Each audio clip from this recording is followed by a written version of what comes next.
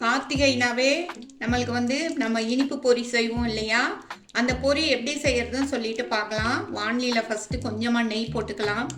நெய் போட்டுட்டு நம்ம வீட்டில் என்னென்ன நட்ஸ் இருக்கோ எல்லாமே போட்டுக்கலாம். இது வந்து பூசணி விதை பாருங்க, இது போட்டிருக்கேன். அதுக்கப்புறம் வந்து முந்திரி பருப்பு எல்லாம் ஈக்குவலாகவும் போட்டுக்கலாம், நம்மளோட ஆப்ஷனுக்கு தகுந்த மாதிரி. பொட்டுக்கடலை, அதுக்கப்புறம் வந்து இது வந்து வெள்ளரி விதை. இந்த விதையெல்லாம் வந்து நம்ம வந்து ஃபஸ்ட்டு ட்ரை ரோஸ்ட் பண்ணிடலாம். நல்லா வந்து ட்ரை ரோஸ்ட் பண்ணிடலாம். இது கூடயே நிலக்கடலையும் போட்டுடலாங்க.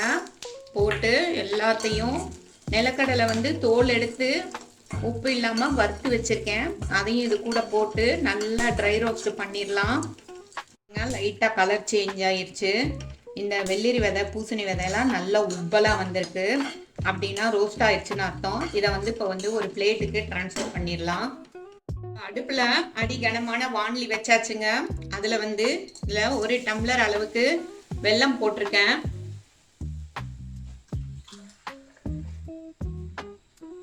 இதில் பாதி டம்ளர் அளவுக்கு நம்ம தண்ணியை ஊற்றிடலாம்.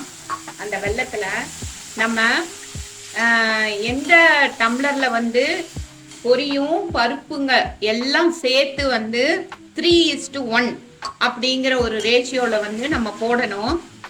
நான் வந்து இப்போ வந்து இந்த டம்ளரில் வந்து பொரி, அந்த பருப்பு வகைகள் வறுத்தது எல்லாம் சேர்த்து 3 டம்ளர் எடுத்து வச்சுருக்கேன். அதனால் 1 டம்ளர் வெல்லம் போட்டிருக்கேன். இப்போ வந்துருச்சுங்க. அதை வந்து இப்படி கிண்ணத்தில் போட்டு பார்த்தோம்னா அது அப்படியே சேர்ந்து வரும். இது மாதிரி சேர்ந்து வந்ததுன்னா அது பாக ஆயிடுச்சுன்னு அர்த்தம். இப்போ அடுப்பை ஆஃப் பண்ணிடலாம். அடுப்பை ஆஃப் பண்ணிவிட்டு நம்ம பருப்பும் பொரியும் கலந்து வச்சுருக்கோம் இல்லைங்களா, அதை இதில் போட்டுடலாங்க. பாருங்கள், போட்டு நல்லா கலந்தாச்சு.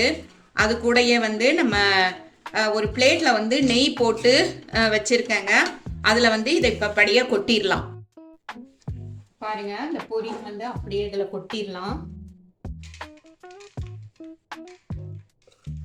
எவ்வளோ சூப்பராக வந்திருக்கு பாருங்கள். நம்ம நினச்ச மாதிரியே சூப்பரான ஒரு பாகு வந்து நமக்கு அமைஞ்சிருச்சு. இது மாதிரி வந்து பாகு வந்து தண்ணியில் போட்டால் அது அப்படியே நிற்கணும், கரையக்கூடாது. அப்படி இருந்ததுன்னா பாகு ரொம்ப பர்ஃபெக்டாக இருக்குன்னு அர்த்தம். நமக்கு கையில் கொஞ்சமாக நெய் தடவி இதை வந்து அந்த சூடோடு இப்படி வச்சோம்னா நம்மளுக்கு சூப்பரான ஒரு பொரி வந்து, கார்த்திகை பொரி நம்மளுக்கு கிடச்சிருச்சுங்க. ஒரு எக்ஸ்ட்ராடினரியான சூப்பரான ஒரு சுவையான கார்த்திகை பொரி அழகாக நமக்கு அமைஞ்சி வந்துருச்சு.